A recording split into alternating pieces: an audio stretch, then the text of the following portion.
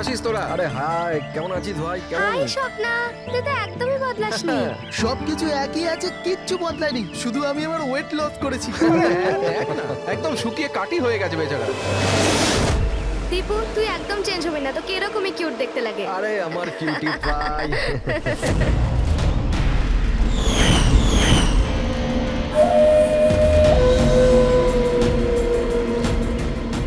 Okay guys, listen friendship first, family, job, কোনো ব্যাপারে কেউ কোনো কথা বলবে না। আমাদের 10 বছর পর দেখা হয়েছে, 10 ইয়ার্স। সেরকমই আনন্দ করব যেরকম কলেজে করতাম। ফুল মস্তি করবো, ইয়ে! ইয়া, একটা সেলফি। হ্যাঁ, hip hip hurray!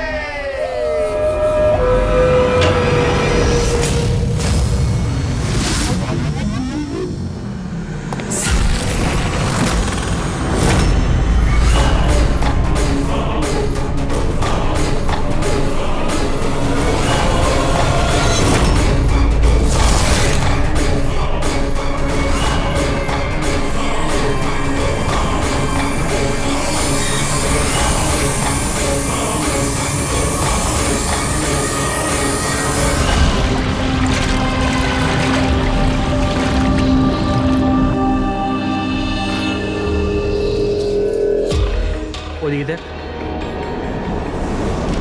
Sir sir sir sir sir sir সামলে মেঝেতে জল রয়েছে। Sorry. It's okay sir, no problem. Thank you sir. Sir slipper এখানে খুলবেন। Team bro, yes sir.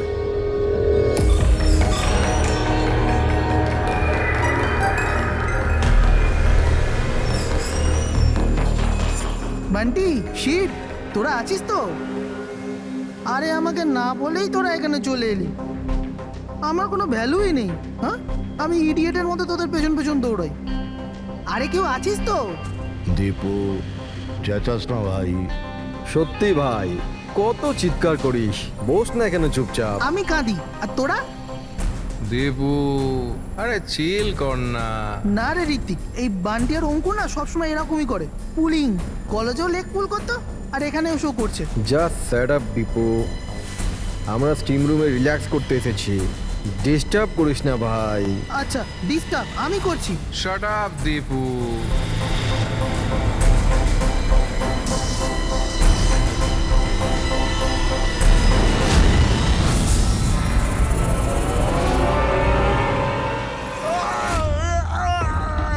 কি হলো রে দীপু, কি হয়েছে? আরে আমি কিছু করিনি। তাহলে এই চিৎকারটা কিসে? আরে কেউ দরজাটা খোলো, স্টিম কম হলে তবে তো দেখতে পাবো।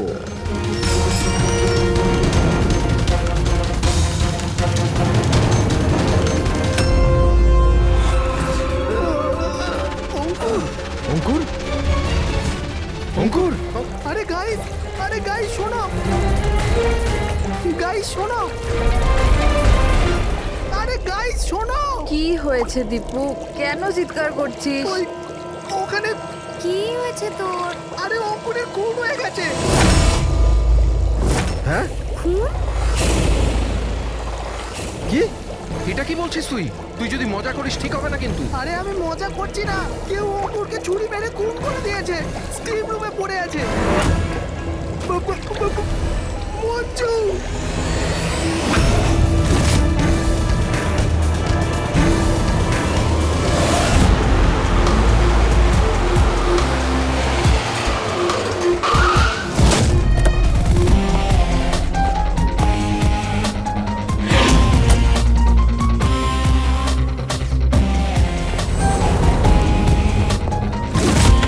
আসুন স্যার।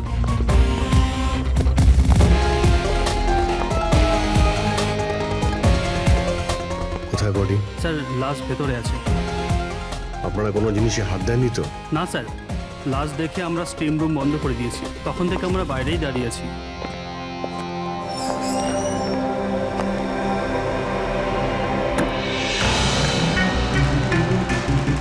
অভিজিৎ, এই দেখো, এই এই গলাটার নার্ভ কেটে গেছে, এখান থেকে অনেক রক্ত বেরিয়েছে, সেই জন্য মারা গেছে।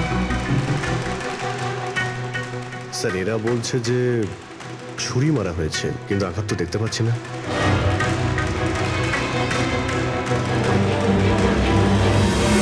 ছুরি তো কোথাও নেই। আপনারা কি লাশের পাশ থেকে কোনো ছুরি সরিয়েছেন? না না স্যার, আমরা তো হাতও লাগাইনি। হ্যাঁ স্যার, আমরা যখন দরজা বন্ধ করেছিলাম তখন ছুরি ওখানেই ছিল লাশের পাশে। আপনারা দরজা বন্ধ করার পরে কেউ ভিতরে গিয়েছিল? না স্যার, কেউ যায়নি। রিয়েলি? আপনারা জানেন আপনারা কি বলছেন? হ্যাঁ, ভিতরে একটা খুন হয়েছে, লাশ আর ছুরি দুটোই ভিতরে রয়েছে। আপনারা দরজা বন্ধ করে বাইরে আসেন, কেউ ভিতরে ঢোকেও নি, আর ছুরি হঠাৎ করে ভ্যানিশ হয়ে যায়। হ্যাঁ, কেউ কি এখানে বলবেন আমাকে কি করে এটা সম্ভব? স্যার, মনে হচ্ছে ওরা যখন এদিকে পালিয়ে আসছিল ছুরিটা কেউ লুকিয়ে দিয়েছে। তল্লাশি নাও এদের, তল্লাশি নাও। হাত উঁচু করো।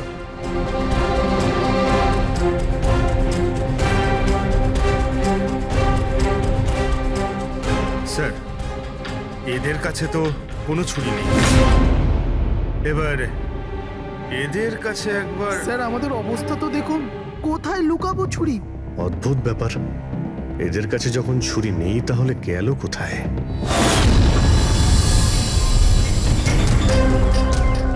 স্যারের গলায় ছুরির আঘাত রয়েছে।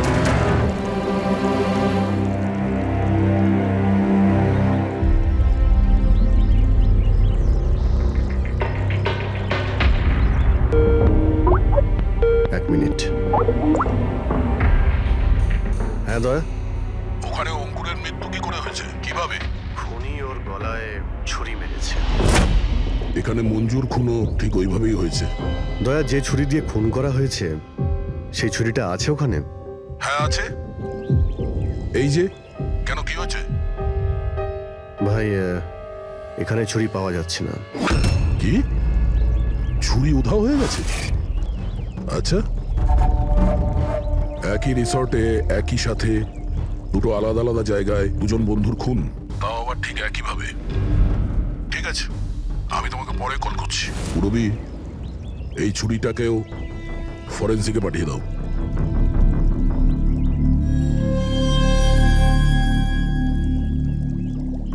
একটা মেয়ের গলা কেটে মার্ডার করা হয়েছে, তাও তখন যখন ও তোমাদের পাশে বসেছিল, আর তোমাদের মধ্যে কেউ কিছু দেখোনি, কিছু শোনোনি। হ্যাঁ স্যার, আমরা সবাই হট টাবে রিল্যাক্স করছিলাম, আমি তো ঘুমিয়ে পড়েছিলাম, কিচ্ছু বুঝতে পারিনি। আর আপনারা সবারই চোখ লেগে গেছিল।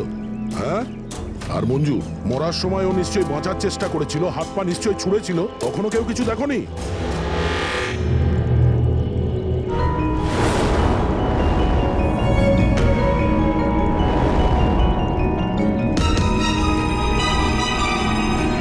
স্যার, হ্যাঁ, স্যার আপনি এখান থেকে ছুরিটা তুলেছেন? ছুরি না তো, কেন? স্যার, ছুরিটা পাওয়া যাচ্ছে না। ছুরি নেই? এক্ষুনি তো এখানেই ছিল, কোথায় গেল? স্যার, আমরা তো এখানেই রয়েছি, আমাদের চোখের সামনে ছুরিটা হারিয়ে গেল কিভাবে?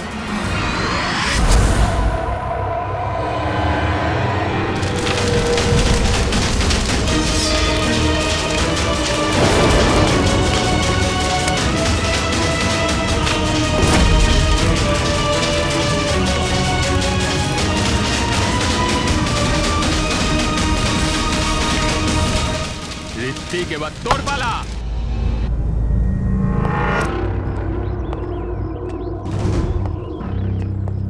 দেখো, এটা বোঝাই যাচ্ছে যে খুনি তোমাদের মধ্যেই কেউ।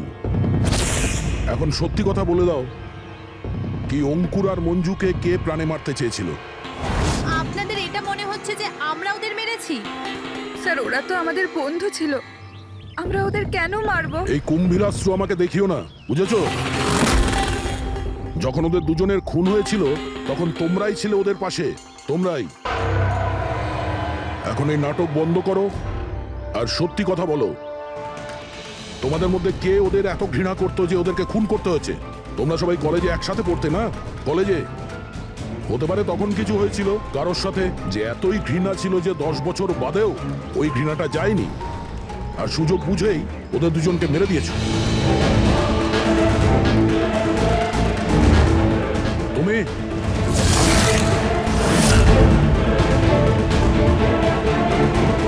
না, তুমি ভালো এতেই হবে যে নিজেদের দোষ স্বীকার করে নাও, বুঝেছো?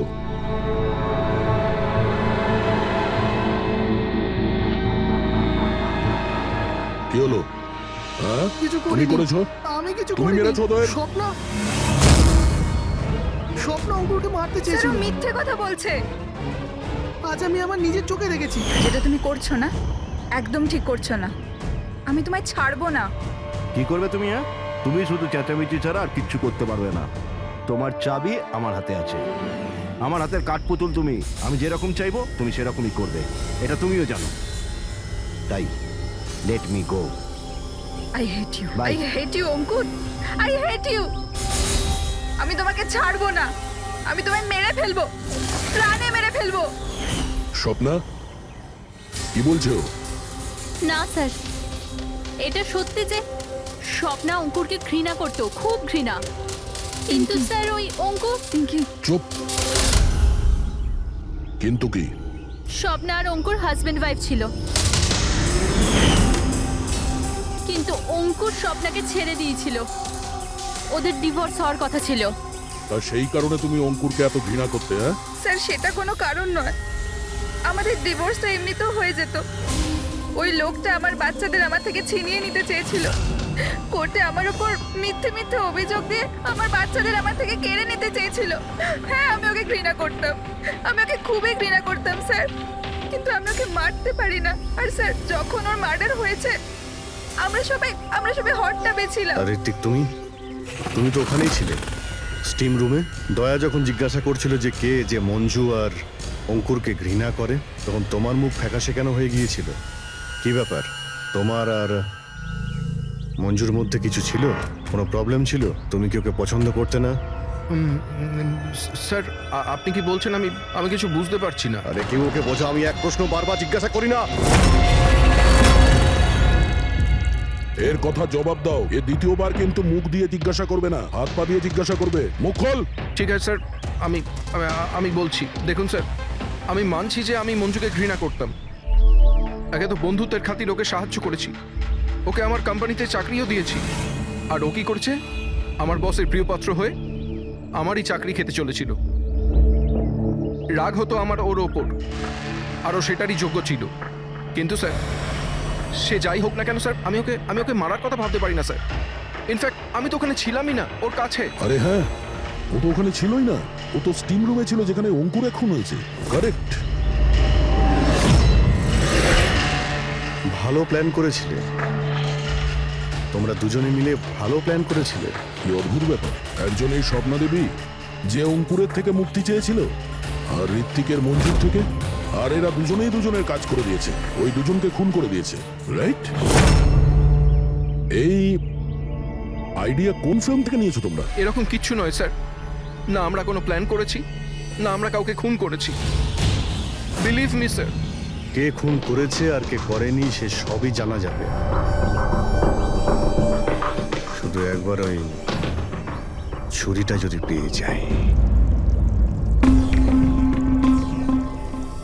ছুরিটা এইভাবে হারিয়ে তো যেতে পারে না, এখানেই কোথাও থাকবে।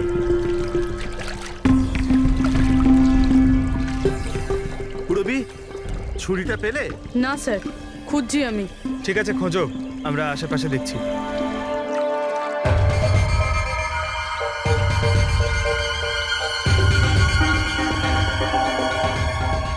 স্যার, এই জুতোর চিহ্নগুলো দেখুন। মানে এটা বেশিক্ষণের না। তার মানে হলো পঙ্কজ এইখানে কেউ লুকিয়েছিল। আর এই দেখ, গাছগুলো কেমন মুড়িয়ে গেছে। স্যার এখান থেকেই তবে কি হচ্ছিল সেসব দেখছিল পঙ্কজ। এর মানে হলো এই যে এখানে লুকিয়েছিল না, সেই মেরেছে মঞ্জুকে। পিওপি নিয়ে আসি স্যার, চিহ্নগুলো ছাপ তুলে নি।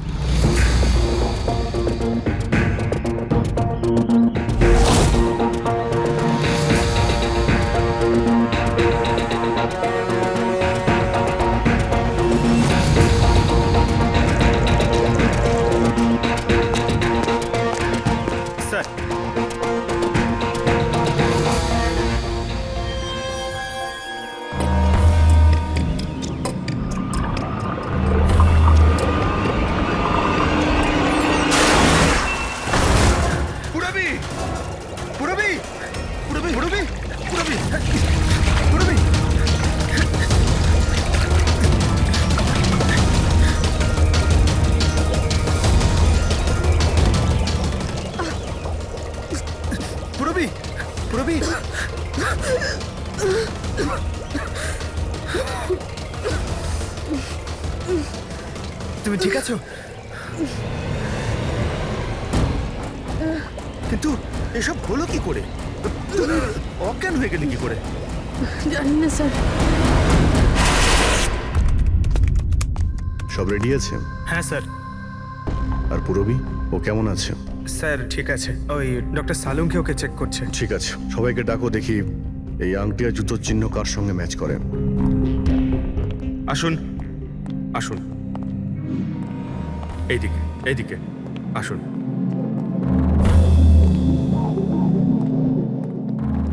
দেখুন, আমরা খুনির সাথে যুক্ত কিছু প্রমাণ পেয়েছি, যেমন হলো এই জুতোর ছাপ। আর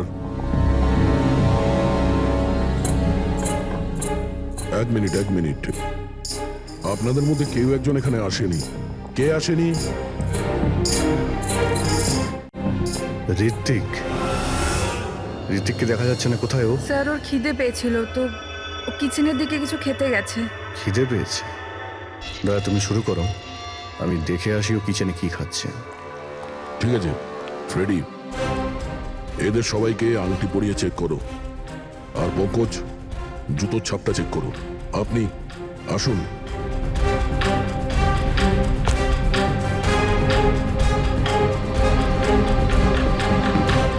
next.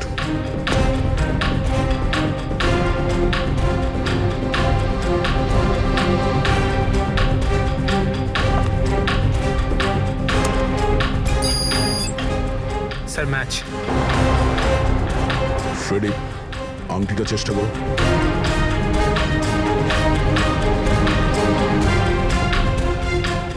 Sir perfect match. Ankita, ওইখানে দাঁড়িয়ে যাও। নেক্সট।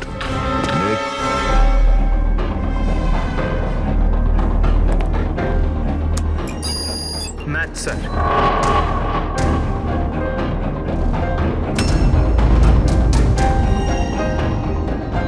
নেক্সট।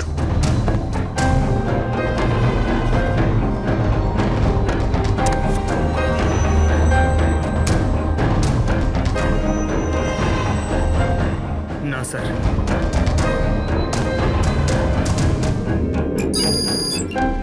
Match sir. আংটি। ম্যাচ। তাহলে আপনাদের তিনজনের মধ্যে কেউ ওই গাছের পেছনে লুকিয়েছিলেন, মঞ্জুকে খুন করার আগে কিংবা খুন করার পরে।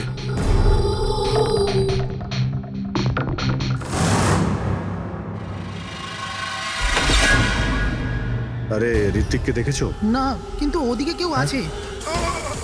ঋত্বিক, ও নো। হ্যাঁ অভিজিৎ। আরে ভাই, ঋত্বিককে কেউ খুন করেছে। হ্যাঁ কিচেনে। তোমরা তাড়াতাড়ি এসো, তাড়াতাড়ি। কাউকে এখান থেকে তুমি পালাতে দেখেছো? না। তুমি কি এখানে কাউকে যেতে বা আসতে দেখেছো?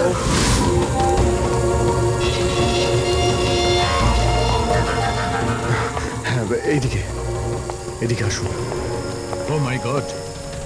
আরে ভাই, আমি এসে দেখি ছুরি ওর গলায় লেগে রয়েছে, আমার সামনেই ও পড়েছে। ভাই খারাপ লাগছে, যদি একটু আগে আসতে পারতাম তাহলে। আরে ধরা পড়বে ও। এই তিনটে খুন হয়ে গেল।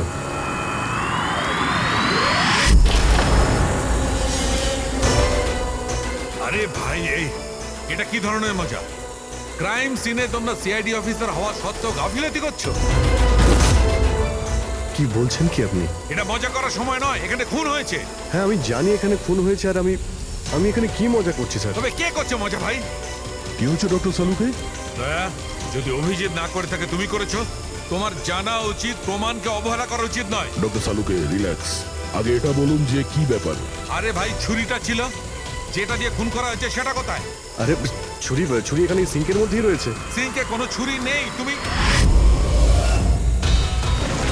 কোথায় গেলে ছুরি? হ্যাঁ, এক মিনিট স্যার, এক মিনিট।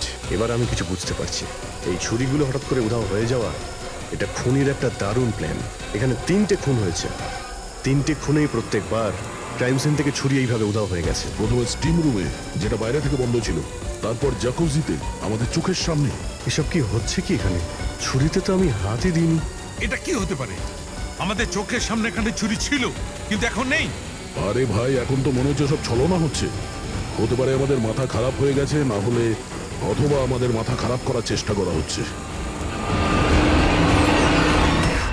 ঋত্বিকও মারা গেছে।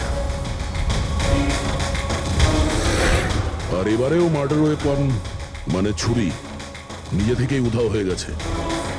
মনে হচ্ছে যে কেউ আমাদের বোকা বানাতে চাইছে। সেই জন্য আপনাদের রুমের আমরা তল্লাশি নিই আর আমরা এটা পাই।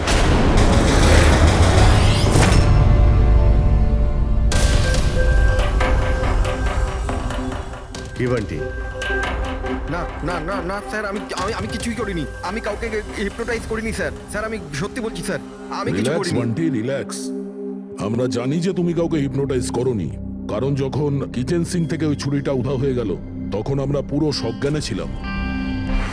এটা ঠিক যে তুমি সম্মোহিত করোনি, কিন্তু সম্মোহিত করতে তো পারো। তবে ওই জুতো আর আংটি এই তিনজনেরই ফিট হয়েছে। এখন আমাদের এটা জানতে হবে যে এইগুলো আসলে কার।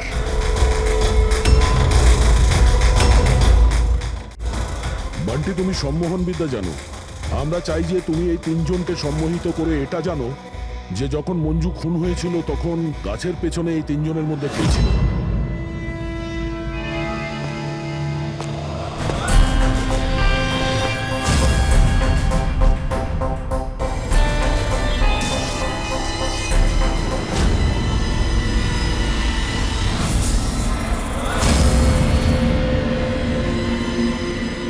রিল্যাক্স, দীর্ঘশ্বাস নাও।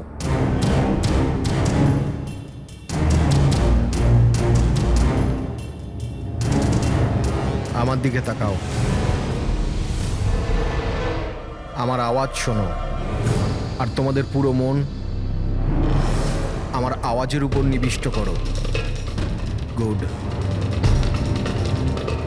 দীর্ঘশ্বাস নাও, আর তোমাদের পুরো মন আমার আওয়াজের উপর নিবিষ্ট করো। আমার তুড়ি বাজাতেই তোমরা ওটাই করবে যেটা আমি বলবো।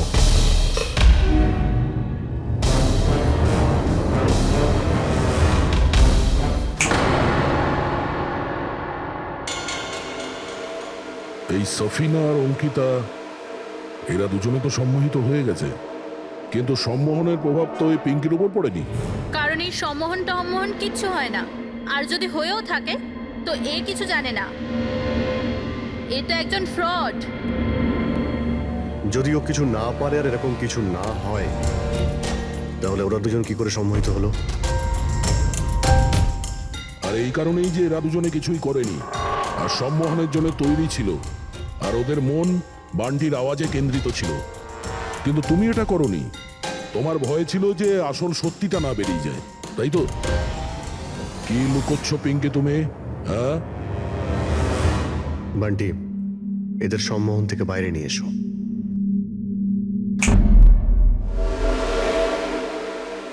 আর পিঙ্কি, এবার তুমি সব সত্যিটা বলে ফেলো।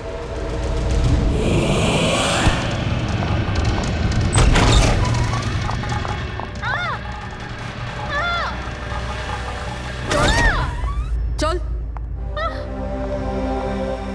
এইসব করে কোনো লাভ নেই। গাছের পিছনে তুমিই লুকিয়ে বসেছিলে তো? হ্যাঁ, সেটা আমিই ছিলাম, কিন্তু আমি কারোর খুন করিনি। আমি আমি আমি তো শুধু স্বপ্নের উপর নজর রাখছিলাম, ব্যাস। স্বপ্না? কেন? কারণ অঙ্কুর এরকম করার জন্য আমাকে টাকা দিয়েছিল।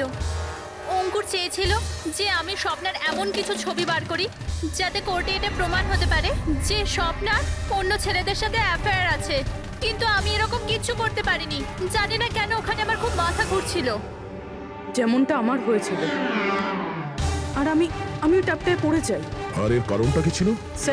স্যার ওই জলটাতে একটা কেমিক্যাল ছিল, আর ওখানে ভেপারের জন্য ওটা ওখানকার সবার নিঃশ্বাসের সাথে মিশে যায়। এই জন্য ওখানে সবাই নেশায় ছিল। ও, সেই জন্যই মঞ্জুকে খুন করার সময় কেউ দেখতে পায়নি, কারণ সবাই নেশাতেই ছিল। হতে পারে এই কারণেই ও নিজেকে বাঁচানোর চেষ্টাই করতে পারেনি। পিঙ্কি, তুমি ওই গাছের পিছনে কতক্ষণ ছিলে?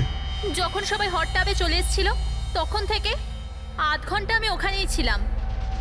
তাহলে তো খুনিকে নিশ্চয়ই তুমি দেখেছো, মনে করো।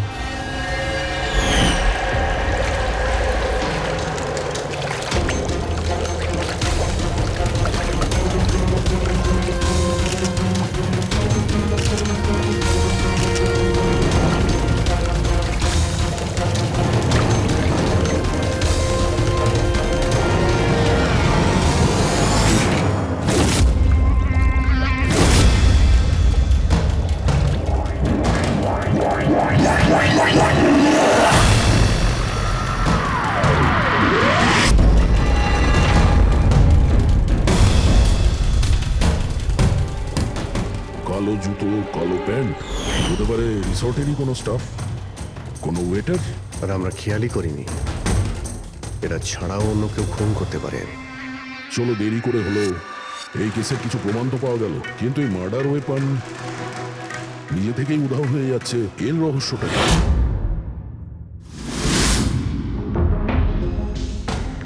এক মিনিট স্যার আপনারা এটা কি করছেন? ওই যে ছুরিটা এখান থেকে হারিয়ে গেছে সেটাকে খুঁজছি। পালাই এখান থেকে, না হলে ফেসে যাব। চল।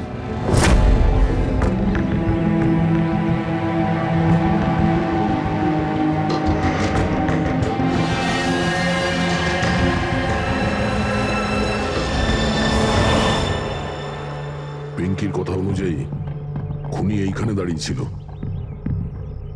ও যেহেতু রিসর্টেরই কোনো স্টাফ, সেই জন্যই ও যেখানে সেখানে আসতে পারে। এই রিসর্টে 10 জন ওয়েটার কাজ করে।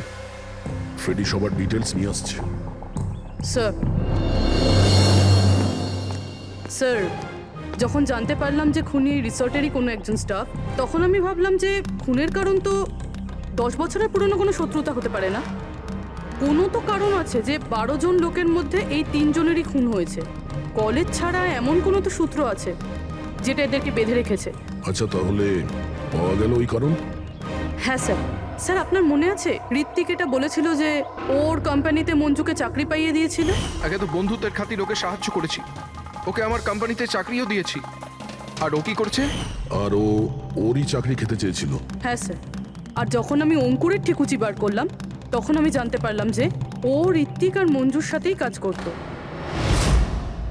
আচ্ছা। হ্যাঁ স্যার। ফিনিক্স রাইজিং ফার্মাসিউটিক্যালস, এই 3 জন মেডিসিনের ফিল্ডে একটা অনেক বড় রিসার্চ করছিল, আর আগামী 2 মাসের মধ্যেই ওরা এটার রেজাল্টও ঘোষণা করবে। আর এখন যখন এই 3 জনের খুন হয়ে গেল, তখন ওই কোম্পানির তো প্রচুর লস হয়ে গেল। হ্যাঁ, এতেও রাইভাল কোম্পানির লাভ হতে পারে। হ্যাঁ স্যার, এই 3 জনের মৃত্যুতে ওদের রাইভাল কোম্পানিরই লাভ আছে। আর ও ব্যবহার করেছে এখানকার কোনো ওয়েটারকে। কিন্তু সে কে?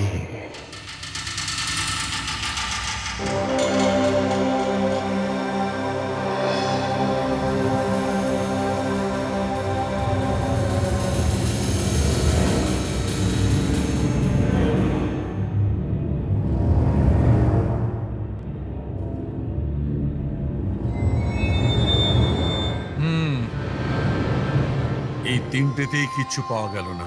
স্যার, স্যার এটা স্টিম রুমের ড্রেনেজ থেকে কেটে নিয়ে এলাম, হয়তো এতে কিছু পেয়ে যাবেন। স্টিম রুম থেকে? হ্যাঁ স্যার।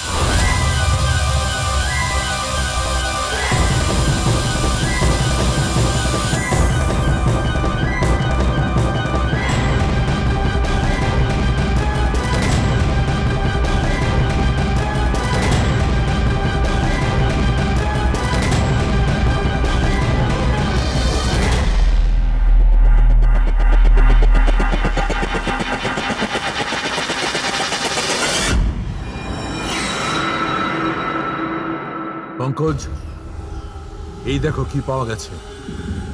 কি পেয়েছেন স্যার? এটা হচ্ছে ছুরি। এত ছোট একটা ছুরি? একদম ঠিক বলেছো পঙ্কজ, ধরে নাও এটা একটা ছুরি।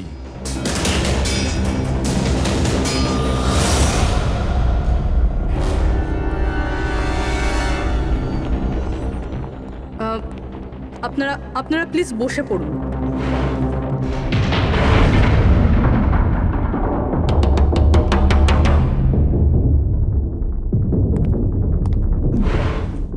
বসুন। এবার আমরা আপনাদের কিছু কেরামতি দেখাতে চলেছি।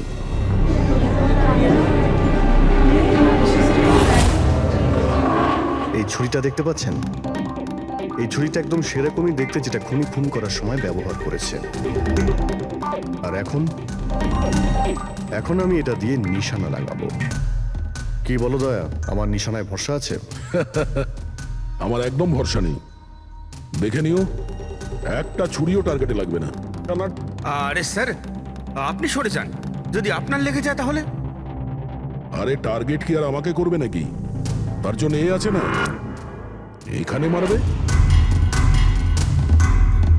ঠিক আছে, কথা কম কাজ বেশি, নিশানা লাগানোর সময় চলে এসেছে। রবি,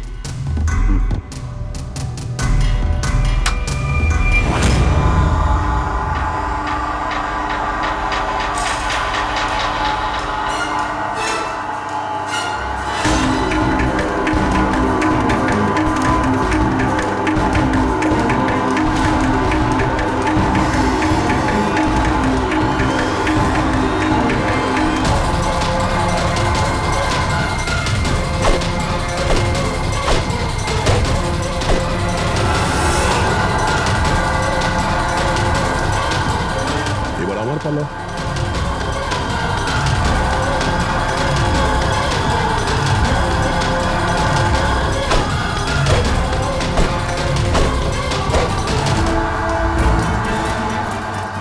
এসব কি হচ্ছে?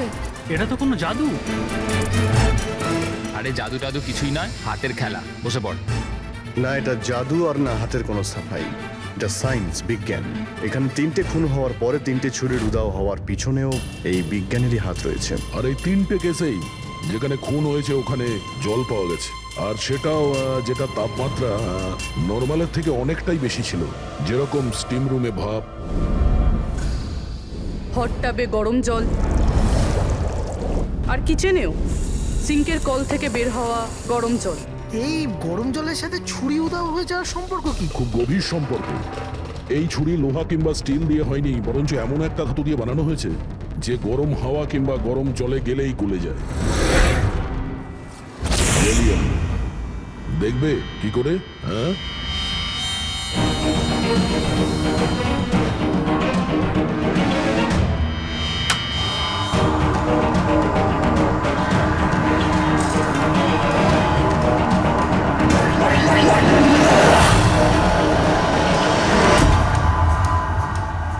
এবার বুঝতে পারলে ক্রাইম সিন থেকে কি করে ছুরি উদাও হয়ে যাচ্ছে? ওটা আসলে উদাও হচ্ছে না, ওই ছুরিগুলো গরম জলে একেবারে গলে যাচ্ছে।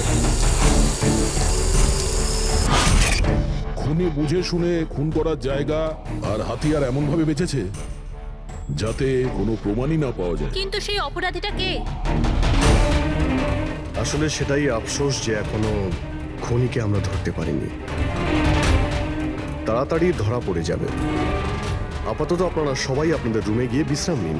ঠিক আছে, আসুন আপনারা।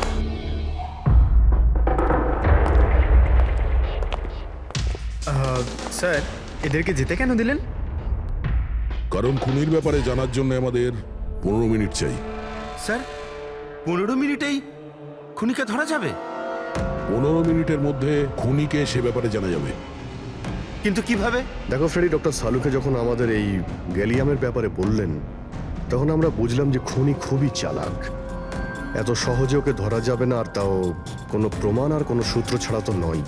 আর সেই কারণেই আমরা ডক্টর সালুকে এমন একটা কেমিক্যাল বানাতে বলেছি যেটা গ্যালিয়ামের সাথে মিশলেই ডাই হয়ে যায়। আর স্যার, এই চেয়ারগুলোতে আমরা সেই কেমিক্যালটাই স্প্রে করেছি যেটা এখন ওদের হাতে লেগে গেছে।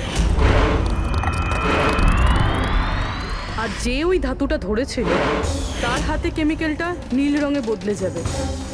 এবার আমরা খুনিকে হাতে নাতে ধরে ফেলবো। এই কেমিক্যালটা রিয়াকশন হতে 30 মিনিট লাগে। 20 মিনিট হয়ে গেছে, আর 10 মিনিটের মধ্যে আমরা খুনিকে ধরে ফেলবো।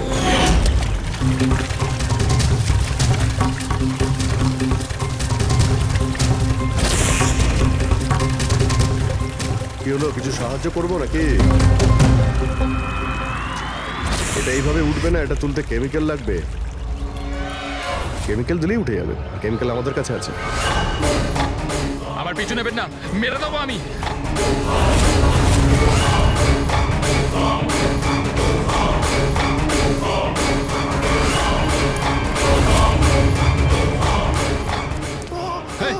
এই, ওখানে ওখানে দাঁড়াও, আমি মেরে ফেলবো, কে গলা কেটে দেবো। আর এই ছুরিটা না সত্যিকারের। আমি বলেছিলাম না তোমাদের সবাইকে রুমে থাকতে? আমার দ্বারা কন্ট্রোল হচ্ছিল না, তাই এসে গেছি। আমাকে ক্ষমা করে দিন। চুপ, চুপচাপ নিজেদের বন্দুকগুলো সুইমিং পুলে ফেলে দাও, নইলে আমি একে। না না, ঠিক আছে।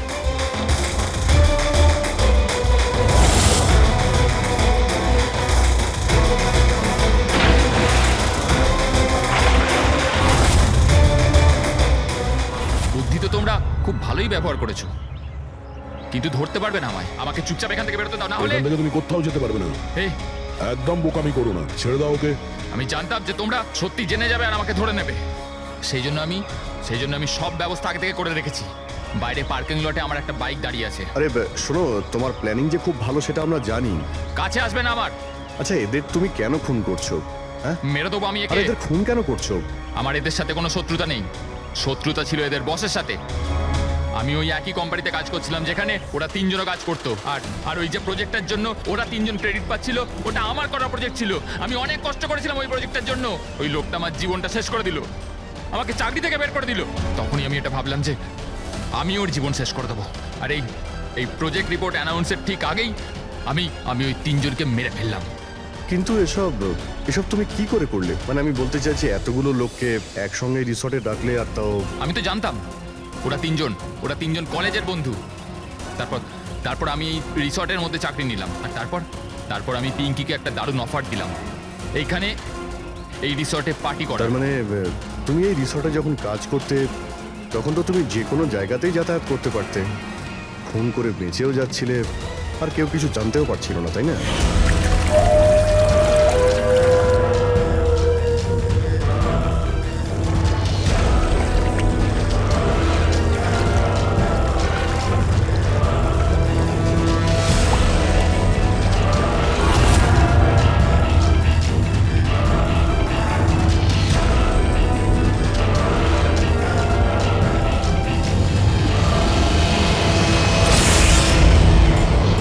সেরকমই প্ল্যান করেছিলাম। প্ল্যান তো ঠিক আছে, কিন্তু ওই তিনজন যদি এখানে নাই আসতো তাহলে?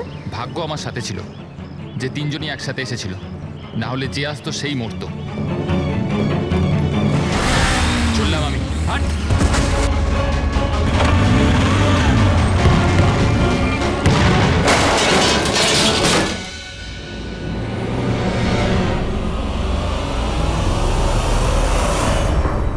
তোমার কপাল যে সবসময় ভালো হবে এই কথার কোনো ভিত্তি নেই। চলো, এবার তোমাকে আমরা কিছু গল্প শোনাই। চল।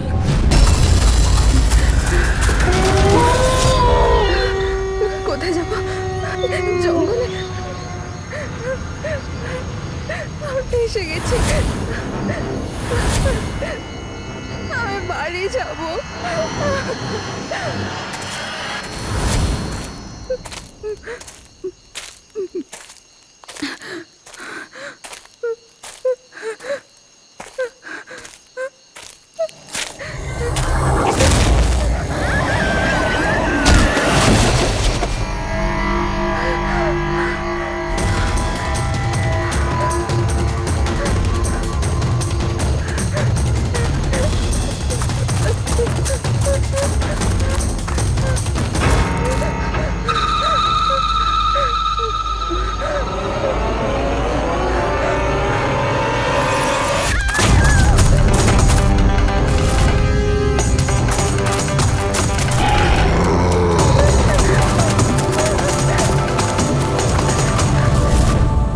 নিমি ঘুমিয়ে পড়েছে?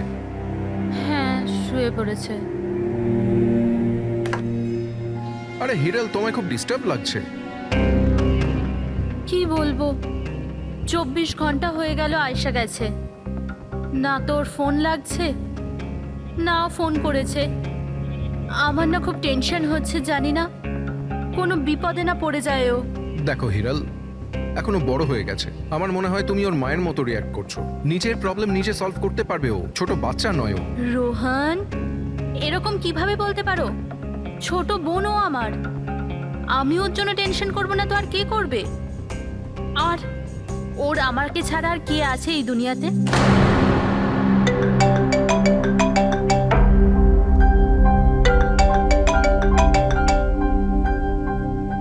হ্যালো হ্যালো, আপনি কি হিরাল বলছেন? হ্যাঁ আমি হিরল বলছি, আপনি কে? আমি মানিক। আমি আয়েশের সাথে কাজ করি। এখানে একটা বড় প্রবলেম হয়ে গেছে। প্রবলেম? আয়েশার সাথে কি হয়েছে? দেখুন, ও জঙ্গলে কোথাও হারিয়ে গেছে। ওকে খুঁজেও পাচ্ছি না, আর ফোনেও পাচ্ছি না। আর আমাদের ভয় হচ্ছে যে ওর কিছু হয়ে যায়নি তো।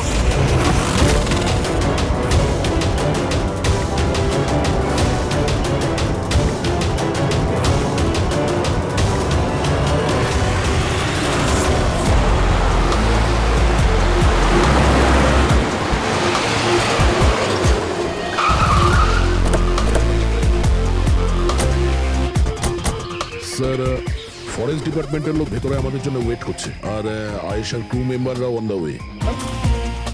কিন্তু আপনারা এটা তো নিশ্চয়ই জানেন যে যে ওই লাশটা আয়েশারই নাকি অন্য কারণ। আমি একটা জিনিস বলতে পারি, ও না স্কাই ব্লু কালারের টি শার্ট পরেছিল আর ব্ল্যাক কালারের কার্গো পরেছিল আর হাই পনিও পরেছিল। ওর জামা হাফ ডেড বডির সাথে ম্যাচ করছে কিনা এটা তো বলুন।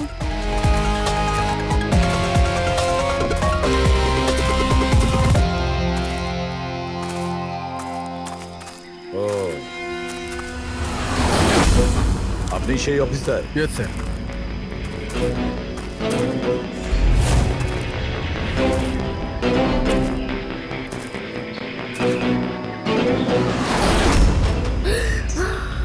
প্রশান্ত? আরে এই তো প্রশান্ত। এক মিনিট, আপনারা কে আর ওকে কি করে চিনলেন? স্যার আমি মানিক, আর আমরা সবাই আয়েশের সাথে কাজ করি। আরে প্রশান্ত আমাদের গাইড। আয়েশা এনাকে লোকেশন খোঁজার জন্য বলেছিল, আর যখন আয়েশা হারিয়ে গেল তখন এই ওকে খুঁজতে গেছিল। এর এরকম অবস্থা, তাহলে আয়েশা কিরকম অবস্থায় আছে? না না না, না না, আয়েশার কিছু হয়নি, আমি বলছি তো, trust me. Sir please please আমার বোনকে খুঁজে বাঁচিয়ে নিন স্যার, প্লিজ স্যার, প্লিজ বাঁচিয়ে নিন। দেখো, তোমার বোনকে নিশ্চয়ই আমরা বাঁচাবো। আপনি ওনাকে একটু সাইডে নিয়ে যান। স্যার, এই বডিটা আজ সকালেই আমরা পেয়েছি। এই আমাদের গাইড বাহাদুর, এই বডিটাকে প্রথম দেখেছে। এই প্রশান্ত কি একা গিয়েছিল আয়েশাকে খোঁজার জন্য? হ্যাঁ স্যার, কারণ ও জঙ্গলের সমস্ত রাস্তা চিনত। যত ভালো করেই চিনুক না কেন, রাতের অন্ধকারে ঘন জঙ্গলে বিনা পারমিশনে, বিনা গাইডে রাতে ঘোরাফেরা নিজে থেকে মৃত্যুকে ডেকে আনা, তোমরা খুব বড় ভুল করেছো। এই বডিটা এইভাবে পেয়েছি, জানি না দ্বিতীয়টা কি অবস্থায় পাবে। আচ্ছা, এটা বলো যে এখানে কোনো হিংস্র জানোয়ার আছে? এরকম কোনো হিংস্র জন্তু নেই। ঘন জঙ্গল, হারিয়ে যাওয়ার ভয় আছে। কোনো জন্তু জানোয়ারের আঁচড় তো মনে হচ্ছে না, কিন্তু এটা ছুরির আঘাত বলে মনে হচ্ছে। একে ছুরি দিয়ে খুন করা হয়েছে।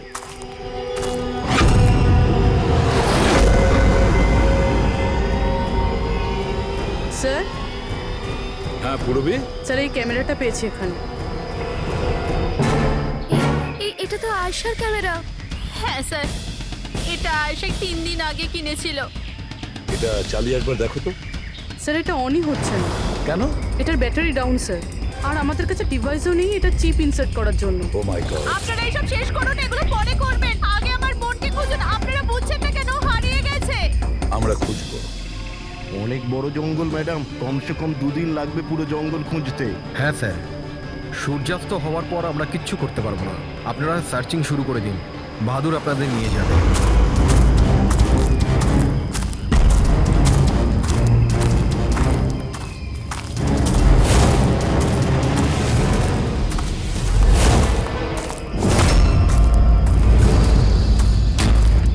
স্যার, স্যার আমরা জঙ্গলের অনেক ভেতরে চলে এসেছি স্যার।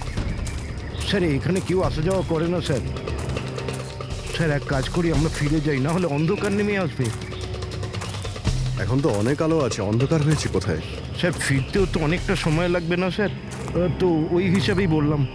এত দূর স্যার কেউ আসেই না স্যার, এখানে কিচ্ছু পাবেন না। আরে ভাই, যখন এত দূর চলে এসেছে একটু দেখে নি না ভাই। চলো চলো। আচ্ছা আচ্ছা।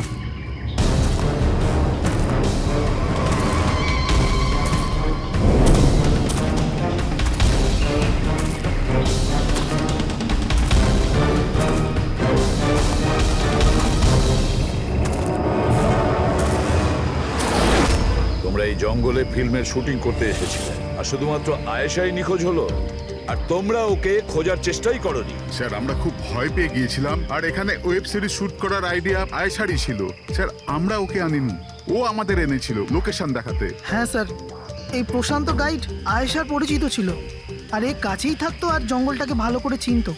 আর আমরা তো রাত্রিরে থাকার পর সকালে বেরিয়ে পড়তাম, সব কিছুই ঠিকঠাক চলছিল, লোকেশনও পেয়ে গেছিলাম। আর এরপর আমরা টেন্টের বাইরে আগুন জ্বালিয়ে খাবার বানাচ্ছিলাম। কটার সময়ের ঘটনা এটা? 5টা-6টা নাগাদ। আর তখনই হঠাৎ আয়েশা নিজের ক্যামেরা নিল আর জঙ্গলের দিকে যেতে লাগলো। জঙ্গলের দিকে যাচ্ছিল কেন? ও বলেছিল যে ও আশেপাশের একটুখানি ভিডিও করে হিরণকে পাঠিয়ে দেবে, আর এটাও বলেছিল আশেপাশেই থাকবে আর তাড়াতাড়ি ফিরে আসবে। তারপর অনেকক্ষণ পর্যন্ত যখন ও এলো না, তখন আমাদের মনে হলো যে কিছু গন্ডগোল আছে। এর আগে আমরা কিছু করতাম কি, সেখানে প্রশান্ত চলে এলো, ও জানতে পারলো তো ও নিজেই খুঁজতে চলে গেল। আর ও আমাদের ওখানেই থাকতে বললো। ও বললো যে জঙ্গলটা খুব বিপজ্জনক আর আমাদেরও প্রাণের ঝুঁকি থাকতে পারে, ব্যাস এটা বলেই ও জঙ্গলে ঢুকে গেল স্যার। তার মানে ওই প্রশান্ত আর ফিরে আসেনি আর তোমরা পালিয়ে গেছো এখান থেকে নিজেদের বাঁচাতে। না স্যার, আমরা ওখানেই ছিলাম যখন চিৎকারটা শুনলাম। 15-20 মিনিট পর্যন্ত একটা মেয়ের। স্যার ওই চিৎকার শুনে আমরা খুব ভয় পেয়ে গেছিলাম আর তারপর আমরা ওখান থেকে পালিয়ে গেলাম। স্যার, আমরা খুব বড় ভুল করে ফেলেছি। চিৎকারটা শুনে আমাদের এখান থেকে পালানো উচিত হয়নি, আয়েশাকে সাহায্য করা উচিত ছিল। সত্যিই তোমরা একটা বড় ভুল করেছো। আয়েশার চিৎকার শুনে যদি তোমরা জঙ্গলে ঢুকতে, আয়েশা এখন আমাদের সঙ্গে থাকতো আর প্রশান্ত ও হয়তো বেঁচে যেত। তুমি তো বলছিলে যে এত ভেতরে জঙ্গলের কেউ আসতে পারে না, এটা কি? স্যার আমি জানি না, কিন্তু এটা আমাদের ডিপার্টমেন্টের কখনোই নয়। জঙ্গলের মধ্যে টেন্ট, দেখছি এর ভেতরে কে আছে।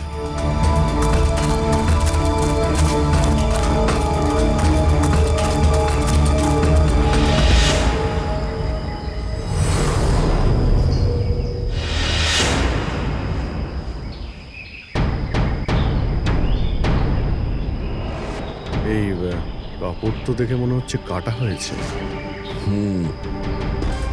টেন্ট পিছন দিক দিয়ে কেটেছে, তার মানে সামনে কোনো বিপদ ছিল।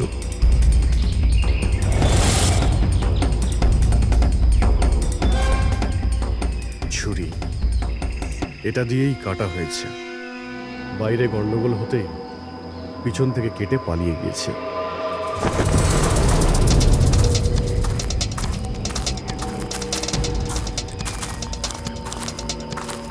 রাতে থাকার পুরোপুরি বন্দোবস্ত ছিল এখানে, বনফায়ার। এই আলু এখানে দেওয়া হয়েছিল। স্যার এত ভেতরে এত রাত্রে থাকার মতন কেউ পাগলই হবে স্যার, না হলে এত ভয়ঙ্কর জঙ্গলে রাতে থাকার কথা ভাববে কে? কোনো নেচার লাভার না কোনো খুনি। এই দেখো,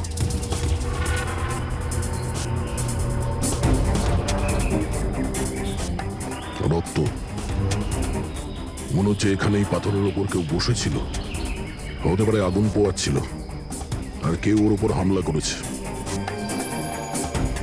এটা দেখে টেন্টের মধ্যে যে ছিল সে পালিয়ে গেছে।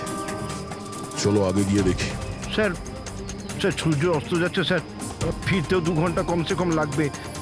ফিরে যাই স্যার। ঠিক আছে, কালকে আবার আসবো। স্যার আমরা আয়েশার টিমকে এই ছবিগুলো দেখিয়েছিলাম, ওরা বলল যে এই টেন্ট ওদের ক্যাম্পের নয়। স্যার, হ্যাঁ পুরবি, আয়েশার ক্যামেরার চিপ। হিরণদি, তুমি এটা মিস করলে। আমি তোমায় বলেছিলাম না আমার সাথে এসো। জানো এখানে এত বেশি গ্রিনারি আছে। লুক এট দিস, এতগুলো গাছ। It's so beautiful. দিদি আমি হাঁপিয়ে গেছি, মনে হচ্ছে আমি জঙ্গলের অনেক ভেতরে এসে গেছি। জঙ্গল তো পুরো একই রকমের না? আমি রাস্তা খুঁজে নেব, খুব একটা মুশকিল নয়।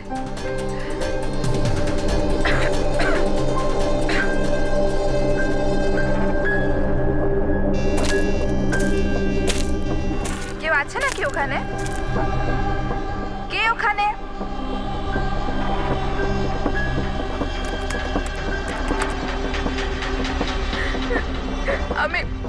আমি ভেসে গেছি এখানে। আমি কিছু বুঝতে পারছি না এখান থেকে আমি কি করে বাইরে যাব। আই এম সরি দিদি, আমার এখানে আসা উচিত হয়নি। আমার মনে হচ্ছে না যে আমি এখান থেকে বেঁচে ফিরতে পারবো। আমায় ক্ষমা করে দিও।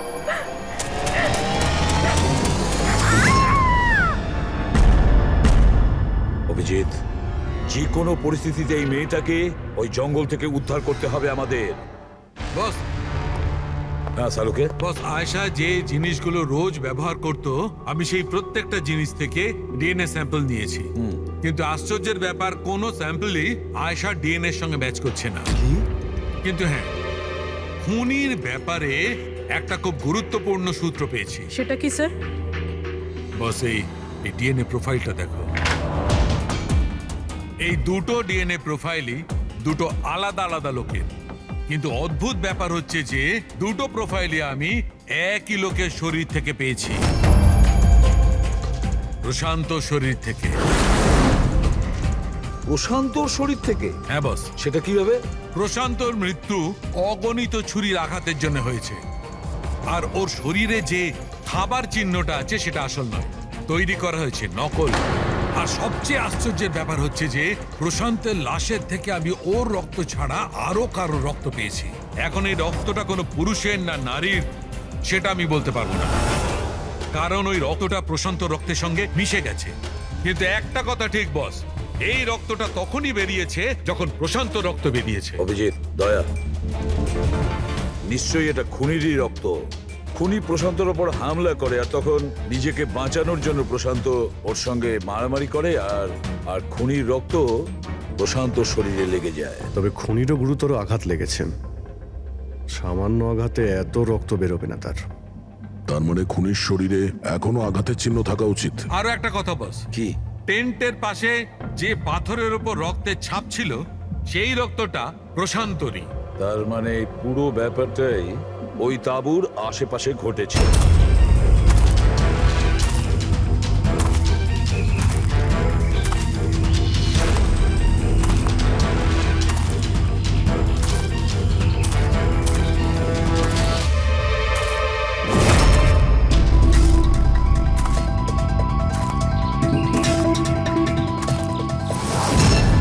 স্যার?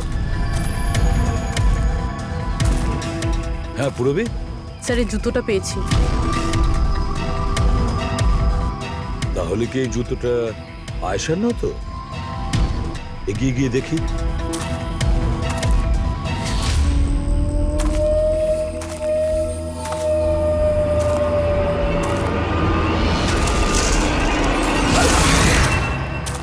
স্যার, হ্যাঁ এই দেখুন স্যার,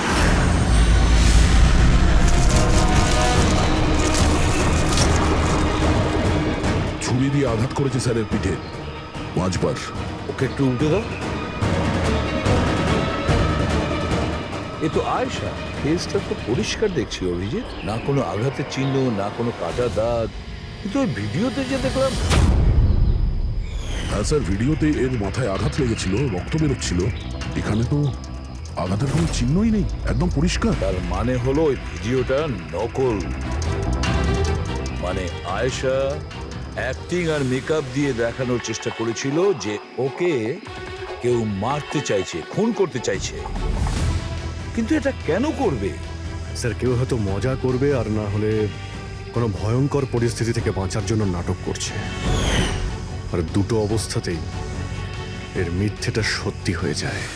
আর ও যা কিছু করেছিল, কেন করেছিল, সে তো বন্ধু আর আত্মীয়রাই বলতে পারবে। সবাইকে ডেকে নাও। ডেক, আয়েশার সমস্ত ফোন রেকর্ড চেক করো। দেখো এই ঘটনাটার পরে ও কাদের কাদের সঙ্গে কথা বলেছিল, আর তারা সেই মুহূর্তে কোথায় ছিল।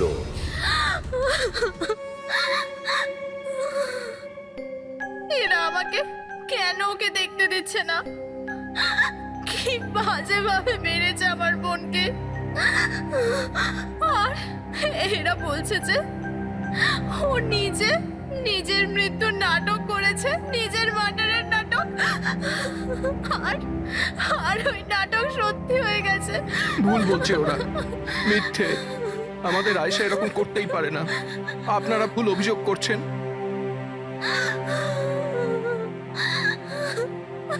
দেখুন, আপনার দুঃখ আমরা বুঝতে পারছি, কিন্তু এই অভিযোগ ভুল নয়। সত্যি এটা। আয়েশার ক্যামেরা থেকে যে থার্ড ক্লিপিংটা আমরা পেয়েছি, সেখানে আয়েশার মুখের ওপরে অনেকগুলো ক্ষত চিহ্ন ছিল, কিন্তু যখন আমরা আয়েশার লাশটাকে পাই তখন ওর মুখ আর গলা পরিষ্কার ছিল। কেন? কিভাবে? এই ভিডিওটাতে আয়শা মজা করছিল না তো? ওর মজা করার স্বভাব ছিল না তো? একদম না। ওর জীবনে এত সমস্যা ছিল যে ও মজা করবার কথা ভাবতেই পারতো না। ও জঙ্গলে হারিয়ে গিয়েছিল, আর কোনো মানুষ এই সিচুয়েশনে মজা কি করে করবে? অন্য কারো কথা জানি না, কিন্তু আয়েশা এটা অবশ্যই করেছে। আর যদিও মজা করে না করে তো ইচ্ছে করেই করেছে। কি কেউ এটা কেন প্রমাণ করার চেষ্টা করবে যে তার সঙ্গে কিছু অন্যায় হয়েছে? আয়েশা এরকম কেন চাইবে? হ্যাঁ, ওর ওপর সত্যিকারের অ্যাটাক হয়েছিল, ও মারাও গেছে, ওটা আলাদা কথা, কিন্তু ও এই নাটকটা কেন করেছিল? কি সত্যি কি ও কোনো প্রবলেমে ছিল যার কারণে ওকে এই ড্রামাটা করতে হয়েছিল? হ্যাঁ, ও সমস্যায় ছিল, এমন সমস্যা যার থেকে ওকে মৃত্যুই বাঁচাতে পারতো। মানে তুমি কি বলতে চাইছো? স্যার, হ্যাঁ ফেডরিক, এটা আয়েশার কল রেকর্ডস। বিশেষ কিছু পেয়েছো? হ্যাঁ স্যার, একটা লোক আছে কেতন, সে আয়েশাকে অনেকগুলো মেসেজ আর কল করেছিল। এমনকি যেই রাতে আয়েশা খুন হয়েছিল সেই রাতেও ওর ফোন জঙ্গলের কাছেই ছিল, 2 কিলোমিটারের মধ্যে। এই কেতনকে? খুনের রাতে ও জঙ্গলের আশেপাশেই ছিল। কে? হ্যাঁ স্যার, ও আয়েশার স্বামী। দুজনে আলাদাই থাকতো। যদি যদি আয়েশা ওর মৃত্যুর নাটক করে থাকে, তাহলে তার পেছনে কেতনের হাত থাকতে পারে। কেতন আয়েশার হাজবেন্ড, আর আপনাদের মধ্যে কেউ এই কথাটা আমাদের বলার প্রয়োজন মনে করলেন না? হ্যাঁ, কিন্তু কেতনের জন্য নিজের মৃত্যুর নাটক কেন করতে যাবে? আমার মনে হয়েছিল যে আমরা কেতনের থেকে মুক্তি পেয়ে গেছি, কিন্তু আমি কি করে জানবো ওই আমার বোনের প্রাণ নিয়ে নেবে? হিরেন প্লিজ, কেতনই আমার বোনকে মেরেছে। আমি তুমি বলছি নিজেকে কেতনই সামলাও প্লিজ। মেরেছে। কেতো না, প্লিজ কাম ডাউন। আপনারা প্লিজ নিজেদের মধ্যে কথাবার্তাটা থামান আর আমাদের বলুন কি ব্যাপার। আমি আপনাদেরকে বলছি, আসলে আজ থেকে 2 বছর আগে কেতন আর আয়েশার একটা ট্রিপে আলাপ হয়েছিল। আয়েশা কেতনকে বিয়ে করেছিল। তাড়াহুড়োতে সিদ্ধান্ত নেওয়ার শখ ছিল ওর, কিন্তু জানতো না ও এই সিদ্ধান্তটা কতটা ভুল নিয়েছিল। কেতন ওর যোগ্য ছিল না, একটা পাগল লোক ছিল, পজেসিভ ছিল, ওর জীবনটা অতিষ্ঠ করে রেখেছিল।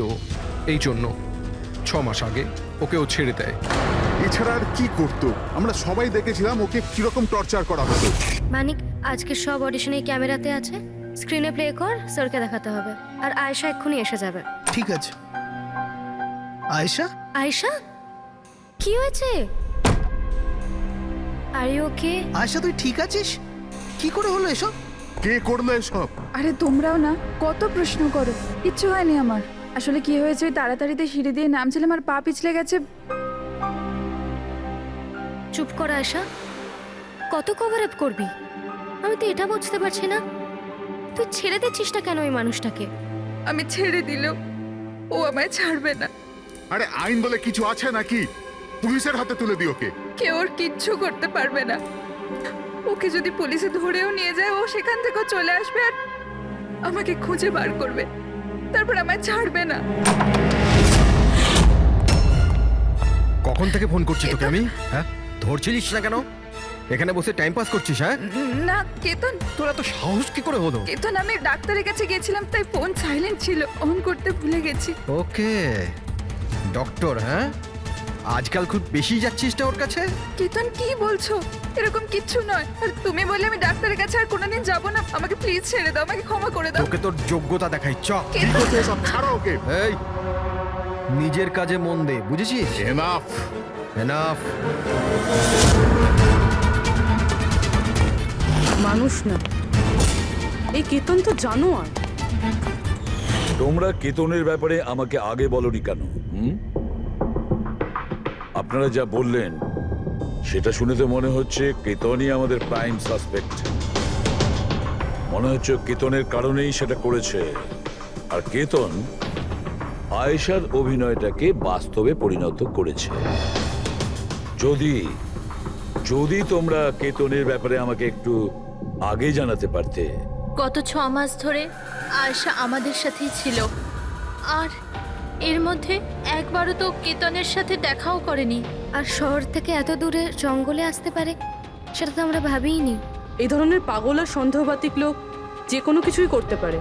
হ্যাঁ, কেতনের অ্যাড্রেস আর টেলিফোন নাম্বারটা আমাদের দেবেন।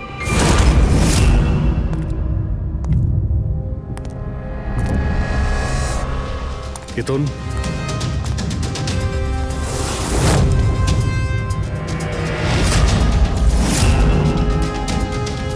স্যার, এই ফটোগুলো দেখে তো মনেই হচ্ছে না যে দুজনের মধ্যে কোনো ঝামেলা ছিল। আপনারা? কেতন আয়েশার স্বামী। পুলিশ। সিআইডি। আপনারা কি করতে এসেছেন এবার? আমার আয়েশা চলে গেছে, আমার জীবন বরবাদ হয়ে গেছে। আপনারা কি চান আমার থেকে? ইনফরমেশন তোমার আর আয়েশার ব্যাপারে। শুনেছি তুমি নাকি খুব বিরক্ত করতে ওকে। স্যার, আমি ওকে অনেক ভালোবাসতাম, নিজের থেকেও বেশি। সেই কারণে ওকে টর্চার করতে, মারতেও? হ্যাঁ, আমি কেন টর্চার করবো ওকে? তোমার কাছ থেকে বাঁচার জন্য কোর্টের কাছে সাহায্য চেয়েছিল, তাও তুমি ওকে বিরক্ত করা বন্ধ করোনি। স্যার, মিথ্যে কথা এসব, এরকম কিছুই ছিল না। মিস্টার কেতন, রেকর্ড আছে আমাদের কাছে। তুমি বারবার ওকে ফোন করে আর মেসেজ করে হুমকি দিয়েছিলে। আর এটাও কাউকে বলেও নি, আমরা জেনে গেছি। আর তাছাড়াও গত 6 মাস ধরে তুমি হেরাল আর রোহানের ঘরের আশেপাশে ঘোরাফেরা করছিলে। আর যে রাতে আয়েশা খুন হয়েছে ওই রাতে তুমি ওই জঙ্গলেই ছিলে। এগুলো তোমার ফোনের লোকেশন থেকে পাওয়া গেছে। নিজের অপরাধটাকে লুকানোর চেষ্টা করো না, কোনো লাভ হবে না। আর এই ডবল মার্ডারে খুনিরও প্রচুর আঘাত লেগেছে। এই কি করে লাগলো তোমার? স্যার, এই আঘাতটা ওই দিন ঝোপেতেই লেগেছিল, কিন্তু এরকম কিছুই নয় যেটা আপনারা ভাবছেন। স্যার, আমি আয়েশাকে মারিনি। স্যার, আমি মানছি যে আমি ওই দিন জঙ্গলে গিয়েছিলাম, কিন্তু স্যার আমি তো শুধু ওর সাথে কথা বলার জন্য গিয়েছিলাম। স্যার, পুরো 6 মাস হয়ে গেছে, আমি ওকে দেখিনি পর্যন্ত। খুব মিস করতাম স্যার ওকে। ওর সাথে দেখা করতে চাইতাম, ওর সাথে কথা বলতে চাইতাম, যাতে ওকে বাড়িতে ফিরিয়ে আনতে পারি, যাতে আবার টর্চার করতে পারো। না স্যার, আমি বদলে গেছি স্যার। স্যার, আমি তো এটাই বলতে চেয়েছিলাম, কিন্তু যখন আমি জঙ্গলে গেলাম দেখলাম যে ও অন্য কারোর সাথে যাচ্ছে জঙ্গলের ভেতর। স্যার, আমি কি করতাম স্যার? আমি এমনিতেই মাথা গরমের লোক। আমি ভাবলাম বেকার বেকার ঝামেলা তৈরি হবে, সেই জন্য আমি চুপচাপ বাড়ি ফিরে এলাম স্যার। স্যার, ট্রাস্ট মি, আমি কিচ্ছু করিনি, আমি মারিনি ওকে স্যার। দেখো কেতন, তুমি এখনো আমাদের সন্দেহের তালিকায় আছো। যতক্ষণ এই কেসটা শেষ না হচ্ছে তুমি হেফাজতে থাকবে। স্যার, এই কেতনের কাছে কিন্তু আয়েশাকে মারার মোটিভ ছিল। ও তো বেঁচে গেছে, এবার বাকি রয়েছে এরা সবাই। হিরাল, সায়রা, অজিত, মানিক আর রুহান, এরা কি সবাই আয়েশার আপনজন ছিল? এদের কি মোটিভ হতে পারে? কারণ এদের মধ্যে তো কোনো প্রবলেম নজরে পড়ছে না। কেউ তো হবে স্যার যার আয়েশার মৃত্যু হলে লাভ হবে। কেউ কি পাবে ও মারা গেলে? সম্পত্তি, টাকা। টাকা? ইন্স্যুরেন্সের টাকা? হ্যাঁ, ইন্স্যুরেন্স। রবি, ফেডরিক, একটা কাজ করো, এই শহরে যতগুলো ইন্স্যুরেন্স কোম্পানি আছে সেখানে গিয়ে খোঁজ নাও আয়েশার নামে ওদের কাছে কোনো লাইফ ইন্স্যুরেন্স পলিসি আছে কিনা। কিন্তু একটা কথা, আয়েশার বন্ধু বা তাদের ফ্যামিলির কাউকে বলবে না কিছু। যদি ওদের মধ্যেই কেউ খুনি হয় সে সতর্ক হয়ে যাবে।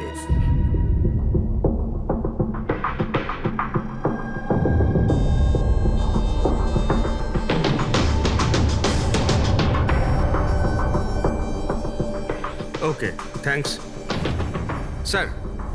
হ্যাঁ ফেডরিক, আয়েশার অ্যাকাউন্টে মাত্র 1 লাখ টাকা আছে, কোনো ফিক্সড ডিপোজিট পর্যন্ত নেই। স্যার, তানিশা ইন্স্যুরেন্স প্রাইভেট লিমিটেডের কাছে আয়েশার নামে একটা বীমা পলিসি রয়েছে 50 লাখ টাকার। ও আচ্ছা। আর এই টাকা আয়েশার ভাগ্নি, মানে ও দিদি আর জামাইবাবুর মেয়ে নিমিষা পাবে। আচ্ছা, তাহলে এই ব্যাপার। স্যার আসলে আপনারা কি চাইছেন? আমার যা জানা ছিল আমি সবকিছু বলে দিয়েছি। আর আপনারা জানেন আমার স্ত্রীর শরীর কতটা খারাপ, এখন আমার ওর সঙ্গে থাকা উচিত, আর আপনারা আমাকে এখানে আটকে রেখেছেন। স্যার বলার কি বাকি আছে? সব বলে দিয়েছি। অনেক কিছু বাকি আছে, তুমি একটু বেশি কথা বলো, সেই জন্য যা কিছু প্রশ্ন করব ঠিক তারই উত্তর দেবে। এই তোমার ওইখানে যে ফ্যাক্টরিটা আছে ওটা তো বাজেয়াপ্ত হতে চলেছে, এর লোন তুমি শোধ করতে পারোনি কি? হ্যাঁ, কিন্তু কিন্তু আপনারা এগুলো কেন জিজ্ঞাসা করছেন? আপনারা এগুলো কি করে জানলেন? প্রশ্ন নয়, শুধু উত্তর। আয়েশা তোমাদের সাথে তোমাদের বাড়িতেই থাকতো না? তাহলে 7 দিনে তুমি ওকে 41 বার কল করেছো কেন? বাহ বাহ বাহ, 7 দিনে 41টা কল এসেছে আয়েশা, দারুণ ব্যাপার। আর তার উপরেও তুমি অর্থ কষ্টে ভুগছিলে, তাই না? আর আয়েশার মৃত্যুর পরে তোমার ছোট বাচ্চা টাকা পেত, 50 লক্ষ টাকা। আর ওই ছোট্ট নিরীহ শিশু, সে কি করে জানবে 50 লাখের ধর্ম? ও কিভাবে ব্যবহার করবে? আর ওই 50 লক্ষ টাকা তো ভোগ করতো বাচ্চাটার বাবা, মানে তুমি, রোহন। থামুন আপনারা, চুপ করুন। আপনাদের কথা মতো আমি আয়েশাকে মেরেছি স্যার। স্যার আমার ওপর 15 কোটি টাকার লোন আছে, 50 লাখে আমার কিচ্ছু হবে না। আমি আয়েশাকে মারবো। আর ওটা যা ওর শরীরের ওপর থেকে খুনির রক্ত পাওয়া গেছে, আপনারা দেখতে পারেন আমার গায়ে কোনো চোটই লাগেনি, কারণ আমি ওখানে ছিলামই না, আমি কাউকে খুন করিনি। সব ঠিক করা ছিল, প্রশান্ত সবকিছু সামলানোর কথা ছিল। কি সামলে নিত? হ্যাঁ, প্রশান্ত কি সামলে নিত? বলো, প্রশান্ত কি সামলে নিত? স্যার আমার ভুল হয়ে গেছে, আমার সবকিছু আপনাদের আগেই বলে দেওয়া উচিত ছিল। আমি ভয় পেয়ে গেছিলাম, খুব ভয় পেয়ে গেছিলাম। কোনটা বলার ছিল আগে? তাড়াতাড়ি বলো। আমি আয়েশার প্ল্যানে যুক্ত ছিলাম। আমরা শুধু ওকে মৃত দেখাতে চেয়েছিলাম, অ্যাকচুয়ালি ওর মরার কথা ছিল না। তার মানে আমাদের সন্দেহ ঠিক ছিল স্যার? সবকিছু ঠিক ছিল, ওই ভিডিওটা নকল ছিল, শুধু কেতনের থেকে বাঁচার জন্য ছিল। আর তুমিও এই প্ল্যানে জড়িত ছিলে? স্যার কেতন আয়েশার জীবন অতিষ্ঠ করে দিয়েছিল। ও বেচারি চুপ থাকতো, কাউকে কিছু বলতো না। স্যার একদিন লিমিট ক্রস করে গেল, সব সীমা ছাড়িয়ে গেল। ওর মনে হলো কেতন ওর জন্য কোনো বড় বিপদ হতে পারে। ও আমাকে বলেছিল স্যার। স্যার স্যার কেতন পাগল ছিল, পুলিশ বা ডিভোর্স ওর কেউ কিচ্ছু করতে পারতো না। আয়েশা ওটাকে পার্মানেন্ট মুক্তি পেতে চাইছিল, চিরদিনের জন্য। আমি হাঁপিয়ে গেছি জিজু। এখন তো ডিভোর্স আমাকে কেতনের থেকে বাঁচাতে পারবে না। যেটা আমায় ওই কেতনের হাত থেকে বাঁচাতে পারে সেটা শুধু আমার মৃত্যু।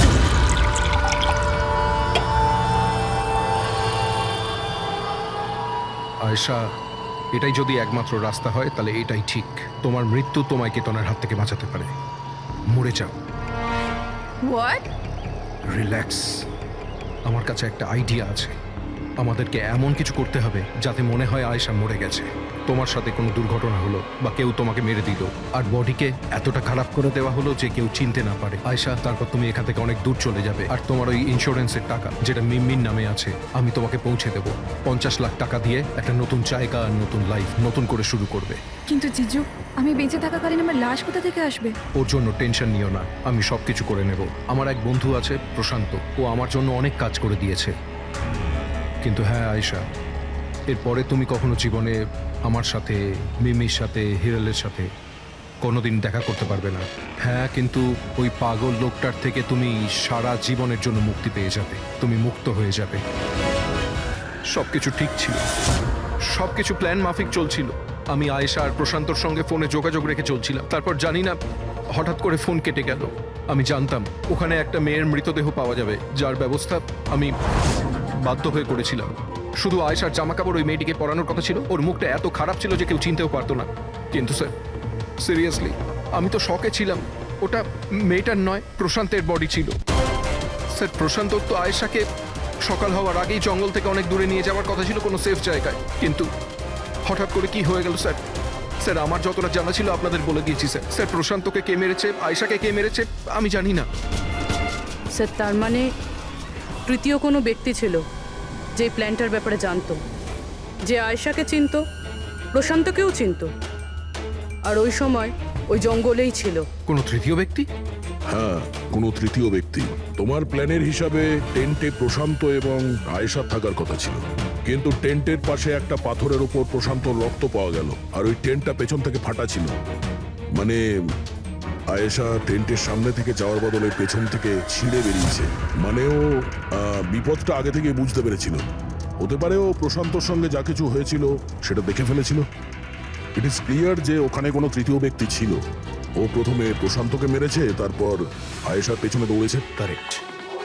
যদি ভালো করে দেখা যায় তাহলে ওই রাতে জঙ্গলে এটাই হয়েছিল যে প্রশান্ত আর আয়েশা জঙ্গলে যায়। আয়েশা টেন্টের ভিতরে ঘুমোচ্ছিল আর প্রশান্ত বাইরে বসে আগুন জ্বালাচ্ছিল। এর মধ্যে সেই তৃতীয় ব্যক্তি ওইখানে যায় আর প্রশান্তর সঙ্গে ঝামেলা বাঁধে। আর সেই ব্যক্তি ওর উপরে আক্রমণ করে আর আয়েশা টেন্টের পিছন দিয়ে পালিয়ে যায়। আর ওই ব্যক্তি প্রশান্তকে নির্মমভাবে হত্যা করে আর আয়েশার পিছনে ধাওয়া করে। তাহলে তৃতীয় ব্যক্তিটা কে, যে আমাদের প্ল্যানের ব্যাপারে জানতো আর জঙ্গলকেও ভালো করে জানতো, তাই এত রাতে টেন্টে পৌঁছেছিল? হ্যাঁ, এই সমস্ত চিন্তা আপনি করবেন না রোহন বাবু। এই তৃতীয় যে আছে না, তাকে তো আমরা ধরেই ছাড়বো। হ্যাঁ, হোক বা না হোক, এই ধাঁধার সমাধান এখানে আছে, এর মধ্যে, কিন্তু আমরা দেখতে পাচ্ছি না। খুনি হবে তো স্যার এদের মধ্যেই কেউ, কিন্তু আমরা দেখতে পাচ্ছি না। রবি, ওই ক্লিপিংটা চালাও যেটা আমরা আয়েশার ক্যামেরা থেকে পেয়েছিলাম, ফার্স্ট ক্লিপ।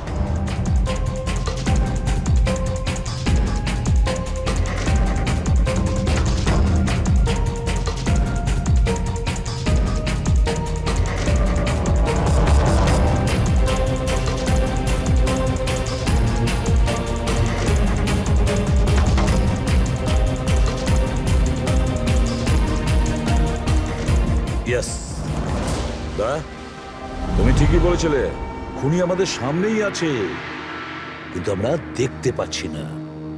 একটা কাজ করো, সবাইকে জঙ্গলে ডেকে নাও, তখনই বোঝা যাবে।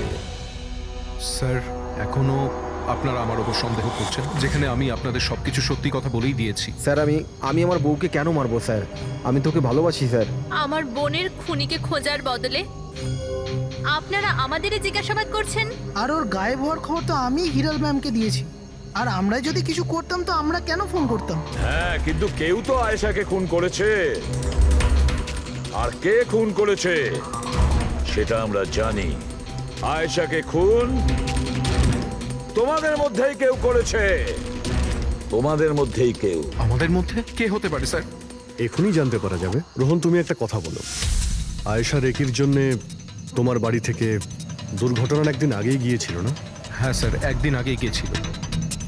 আর এটা সেদিনেরই ছবি, তাই না? যেদিন ওর রেকিতে যাওয়ার কথা ছিল। আয়েশার অ্যাকাউন্ট ওই পোস্ট করেছে, তো ওরই হবে।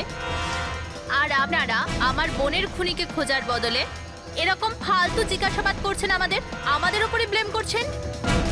এতে কি প্রমাণ পাবেন আপনারা? এটাই যে তোমরা আয়েশাকে জীবন্ত দেখেছিলে শেষবার ওই দিনই, তারপরও নিখোঁজ হয়ে গেছিল, তোমরা আমাদের বলেছিলে। আচ্ছা, ও কি কি পরেছিল অপর্ণা, তুমি বলেছিলে, তোমার মনে আছে? হ্যাঁ, ওনা স্কাই ব্লু কালারের টি-শার্ট পরেছিল আর ব্ল্যাক কার্গো প্যান্ট ছিল। হাই পনিও পরেছিল। আপনার তো নিশ্চয়ই মনেই আছে। হিরাল, তুমি কি করে জানলে আয়েশা মরার সময় কি কাপড় পরেছিল? বলো, আরে বলো না। কারণ সেই দিন এ জঙ্গলেই ছিল। এই প্রশান্তকে মেরেছে আর তারপর আয়েশার পিছনে দৌড়োয়, ওর পিছু নেয় আর ওকে মেরে ফেলে। আর প্রশান্তকে মারার সময় তোমার গভীর আঘাতও লাগে। দেখাও। হট ছাড়ুন, আমার দূরে থাকুন। হ্যাঁ, আমার থেকে। একে তো আপনারা আমার বোনের খুনিকে খুঁজে পাচ্ছেন না, তার উপরে আমার উপরে অভিযোগ দিচ্ছেন। হ্যাঁ,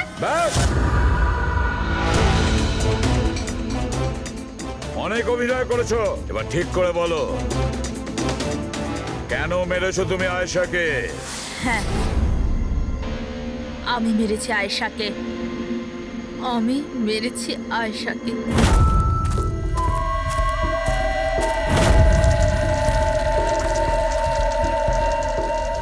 হিরাল ম্যাম, আপনি? আসতে বলো। আয়শা না উঠে পড়ে। ইনফ্যাক্ট আমি বলছি যে ওকে সব সময়ের জন্যই না ঘুম পাড়িয়ে দাও। এটা কি বলছেন ম্যাডাম? রোহান তো তোমাকে আয়শাকে সুরক্ষিতভাবে এই জঙ্গল থেকে বাইরে বার করার জন্য কত টাকা দিয়েছিল? 2 লাখ টাকা। আমি না তোমাকে 5 লাখ টাকা দেব আয়শার প্রাণ নেয়ার জন্য। হিরল ম্যাম এসব কি বলছেন? আয়েশা ম্যাডাম আপনার বোন, আর আমি ওকে বাঁচানোর সওদা করেছি। আমি ওর সাথে বেইমানি করতে পারবো না।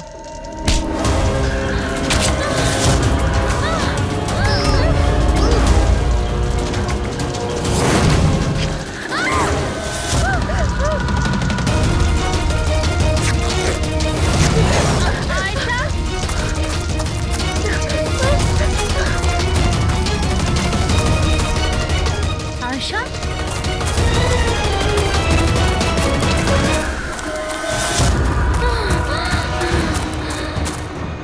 আয়শা, আমার কাছে আয় আয়শা। আমি তোকে বাঁচাতে এসেছি আয়শা। ও তোকে ঠকাচ্ছিল আয়শা। তোর ইন্স্যুরেন্সের টাকার জন্য তোকে মারতে চেয়েছিল আয়শা। আমার বোন।